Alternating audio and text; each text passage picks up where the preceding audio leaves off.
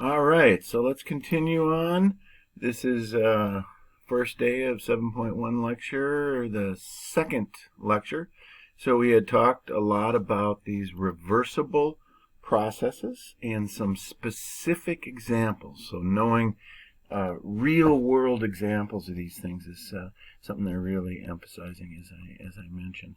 So we know that since this is a weak acid, and it's actually quite a weak acid, that the equilibrium would lie to the left on this. And so that's what we say. So that they're mostly these products because it doesn't want to give up that hydrogen because it's a weak acid. And if you flipped it, we would say it very strongly wants to go to the right to become these guys again. So right and left.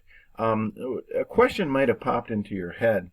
Are all reactions reversible? And the answer is no. The classic is just burning methane in your furnace. And this is one of the reasons why we're in such, deep trouble as a planet right now, is this is very, very difficult to reverse this, and we end up with excess CO2. If you can figure out how to reverse this, let me know, please. That you take water and CO2 and turn it into methane. That would be a neat little process, but it's just a boom, one-way arrow, goes over here, done. Not gonna be important to us in this chapter, but it is important to know that it does happen. So these things that go two ways and use the two-way arrow, you have to think of this as continually going back and forth.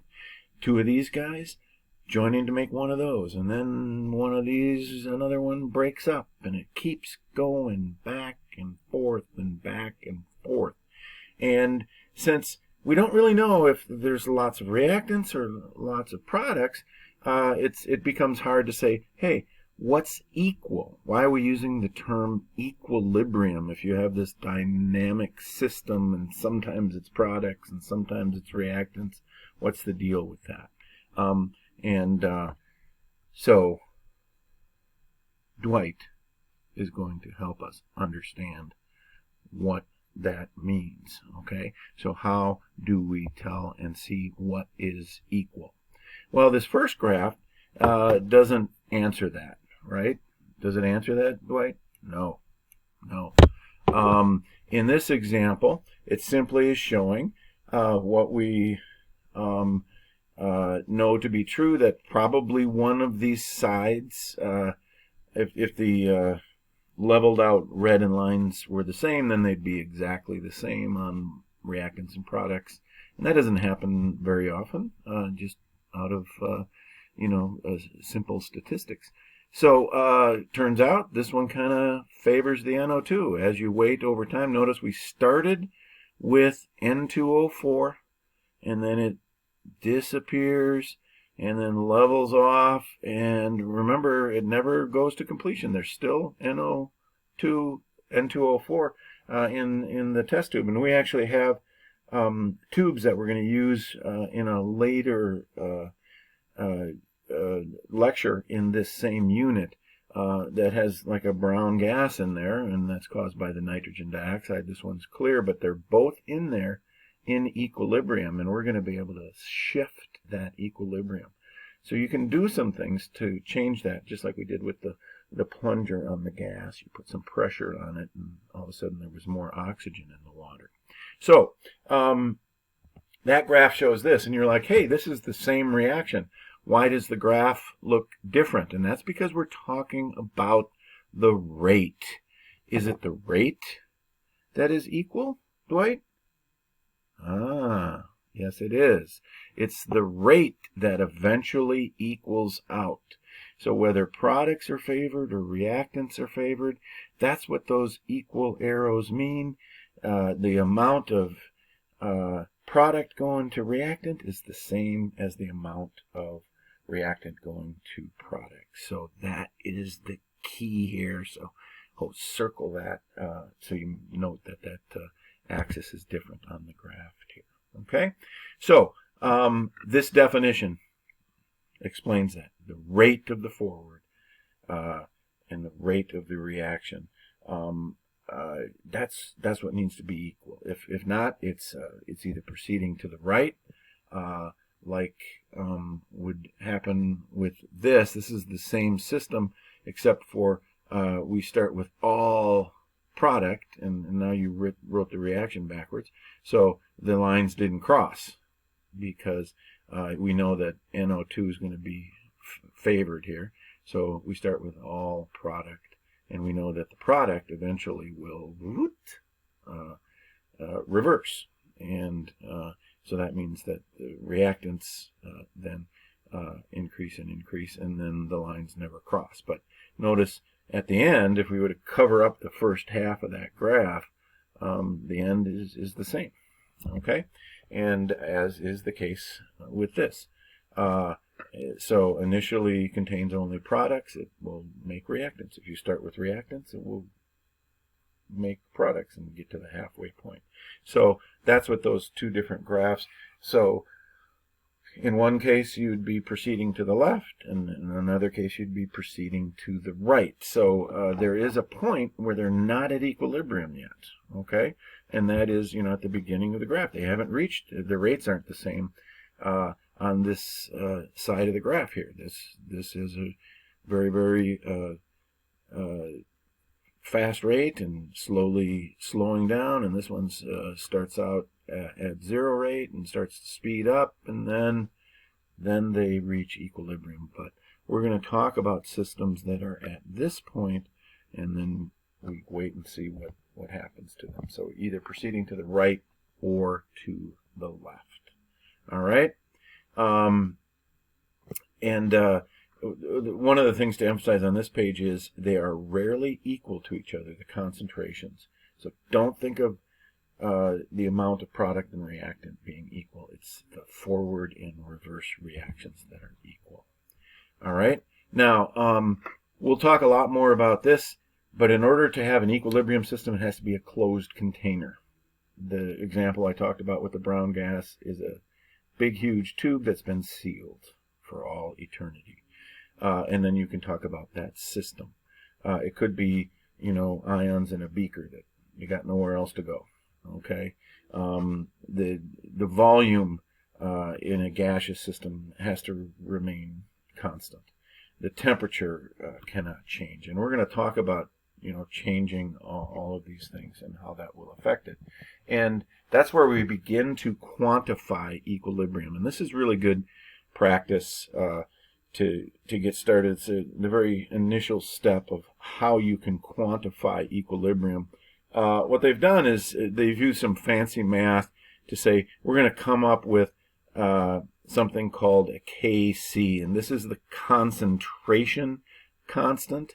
And concentration, as you can see, is moles per liter, and it would be indicated by square brackets in the equilibrium law expression. Okay, and that's what this is. KEQ, equilibrium, is the whole shooting match. Everything. We're going to talk a lot of different Ks. Ka will be an acid. Kc is a concentration. Kp we're going to do at the end of on tomorrow's lecture, or the second day 2, will be pressure, partial pressure. Kb is a base. Kw is water. That was something else that was mentioned in one of your last problems. You didn't know what it was yet. Okay, and that's going to be coming up. But so this concept is super duper important. Now notice the products, D and E, go on the top, and you put square brackets on them. And then these stoichiometric coefficients. So the whole numbers in front of all the reactants become superscripts there. Okay, they become exponents in the actual math itself. So the numbers out front become superscripted. So it's products over reactants, and obviously if these coefficients are 1, you don't do anything, but if this was 2 moles, then that little a right there would be a 2. So you're going to practice a lot of these, and that's a big chunk of the first assignment, which you remember you're doing 1, 2, and 3. Those should go fairly smoothly for you. So here's the way a question is worded, and a reminder, you will be writing the questions, and it says, write the equilibrium expression Kc for this reaction. So you're going to write all of that when you're doing your problem, and then you're going to write the equation. You're going to have to know what stuff to leave out when you actually write the expression. So this is going to be Kc. So this is a product, so you'll have one thing on the top, and that will be those square brackets. Notice the gas, that little g, you leave out. That's a big no-no to include that in the equilibrium law expression. You just do not do that. And then both of these products, there's 1 mole of each. So you do this, and these are being multiplied together for when we start to actually crunch the numbers, which we're not going to do just yet. But if you knew all those concentrations at equilibrium, you could figure out what the equilibrium constant is. And if you think about it, if this number is really big and this number is small, the equilibrium constant is big. It means there's lots of products, and we're going to talk a lot about that coming up. Okay, so let's do another one. And this one they already did for you, and the reason is, here you go, you got 4 things, and you're like, what? 2? Okay, that is because solids are left out of equilibrium expressions. All right? You don't talk about concentration of a solid. It just, my best way to tell you for thinking about this is, you know, if somebody said, I'm going to give you this gold bar. It is 100% gold, solid gold. And then you started saying, how much gold is in it, though, concentration-wise?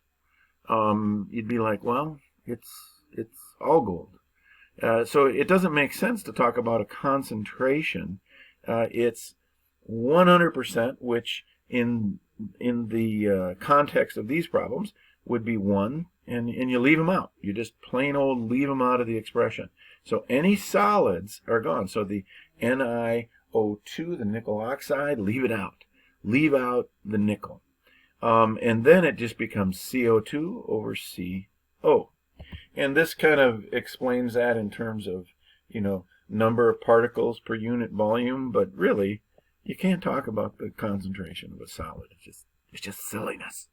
And the same thing, think about water.